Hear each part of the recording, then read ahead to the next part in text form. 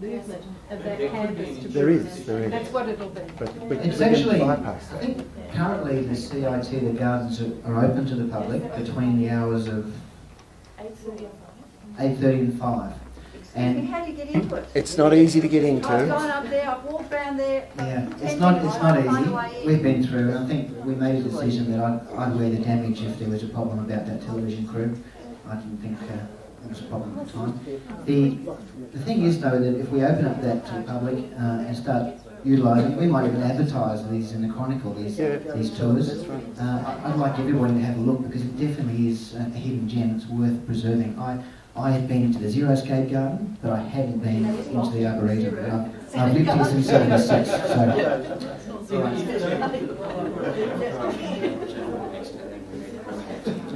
Eddie's keen to wrap up, but we'll probably have another 4 or 5 questions and conclude. Maybe Shakespeare from Weston. I've been here since '73. But I'd like to support what Stanton said. Mainly, I have about 3 concerns arising from the issues for the presentation tonight, but I'm very grateful for the advancements and the improvements that have been made so far, and I'm sort of optimistic that you can even make some more with the support that you've been given so far, but we've got to keep the momentum up. First of all, I think the 250 square metre block to me sounds like a smaller than a pocket handkerchief. I'm absolutely staggered to think that they'll be putting houses, which they will fill wall to wall, because that's the small size of the block. They'll have to put the wall right on the fence line. That's a bit of a worry. I think the high density of 4 stories, 2 to 4 stories, I think we're on that plan opposite the Iran school. I think that would be terrible congestion, plus it would be a terrible gateway to Weston Creek coming round the Cotter Road to have 4-storey places up there, because they will stick out a bit like the tower at Weston. And the third point, I think, like Stan said, the hilltop to me, I think it's got great opportunity to be reserved as a really beautiful entrance into Weston Creek. A green space.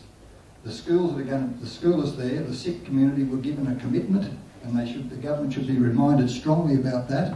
And also the fact, I think, well, they said there's only 5 houses.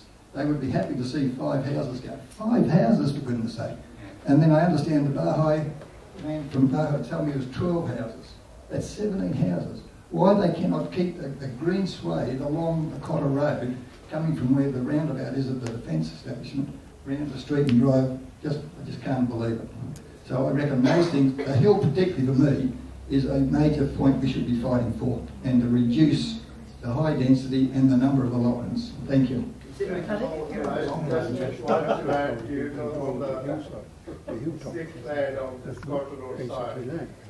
build 16 townhouses, Paul? That's what they told me the other day. At the meeting when I asked them where units are going to be, they're not going to be there.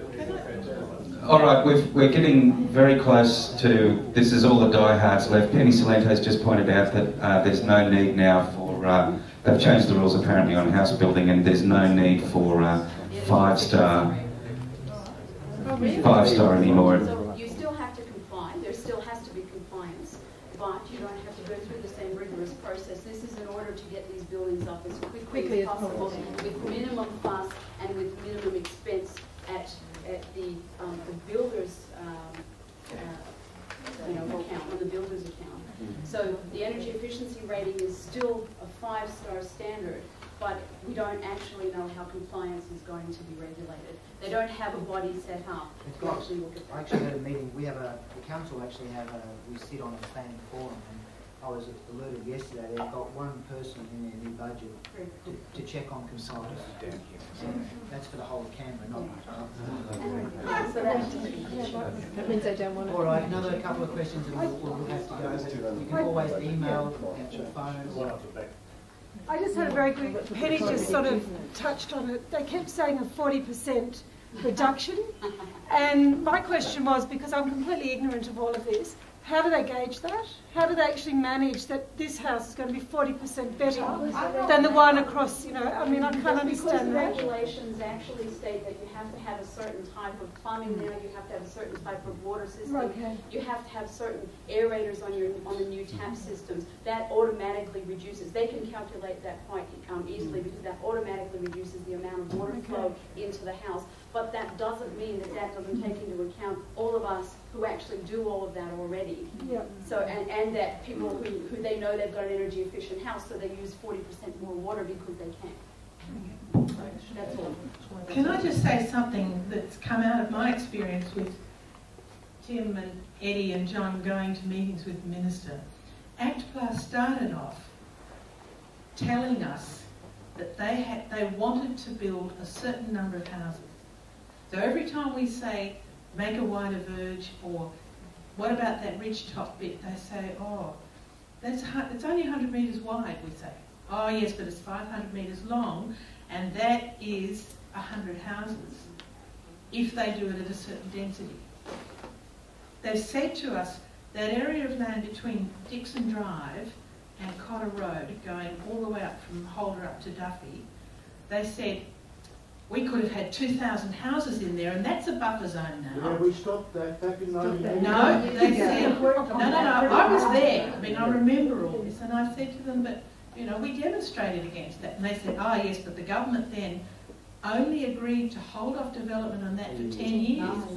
And so the 10 years is gone. So if we're keeping that as a buffer, we're foregoing 2,000 houses.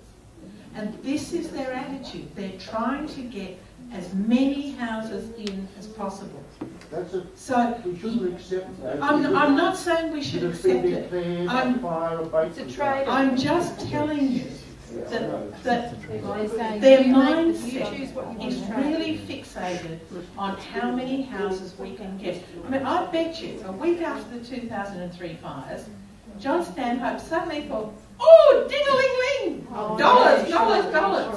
All that land that we knew as pine forests is now available for development. Their Christmases all came, and they're trying to maximise it. That is what Act Plus mindset is. And to make any change on that, you're going to have to act politically and get either whatever government, whoever comes in, say, we don't want that. You don't want that. Why should we all put up with maximising stuff? Well, I'm just trying to tell right. you in their one way of sense, thinking. you are right, but in another sense, the demand for housing in this jurisdiction is extremely high. And it is, for me, the worst kind of NIMBYism when we say, well, I don't want it in my backyard because it's too close to my pretty little outlook, when we know the demand is there. And I mean, are we going to close the gates on camera and say, no, don't come in here, we don't want any more houses? But they can do it tastefully. I mean, I'm frustrated too. Sure, I'd still like people to say where they're from, suburb-wise. Kirsten, I live in Stirling. You live in Stirling. All right, it just helps us clarify where people were coming from too. Kirsten, I just actually really like to address some of your issues, if you don't mind. I don't know that anybody really wants to stop the whole thing. I mean, this group does want to stop the whole thing, but they know that that's not a tenable situation. No, but it's not tenable. We can't do it. I'd like to see it stopped. I would like to buy a house there as well. What we're asking for is ACTFLA to actually do the right thing by making it sustainable and by making it actually responsible. Yeah, and by making it so. I don't know if you noticed that we actually only pointed out 2 very small bus stations encompassing that entire area. So that's what we're talking about. We're actually talking about getting them to be responsible and to be sustainable. That is absolutely. It's the detail we should be worried about, not the big picture, because the big picture makes us look like. We said we don't want development in Western Creek, makes us look like NIMBYs. No one's The detail of getting it right. Sure, Kirsten, if you read our submissions, have you read our submissions at all? On the website, they're available there. We don't like to not disclose anything. It's all there for people to comment on. We have addressed North Weston in detail, well, as much detail as we can with the resources and the background we have, and that Deeks Drive area. We're not talking about Molonglo as a whole. We wish we could, but we don't have that background. We can only talk about North Weston, which is a suburb, a part of Weston, which is part of Western Creek, and as ratepayers, I think we have a right to comment on that. You know, it's going to affect us. Those roads into Canberra along Cotter Road are going to affect us. You know, there are a few points of interest, like you'll get two turning lanes into Western Creek instead of one, instead of that argy-bargy we put up with at the moment. We've been asking for that for years, consecutive councils. But, you know, that road is of concern to me. I think the bus issue, The buffers have been the major thing.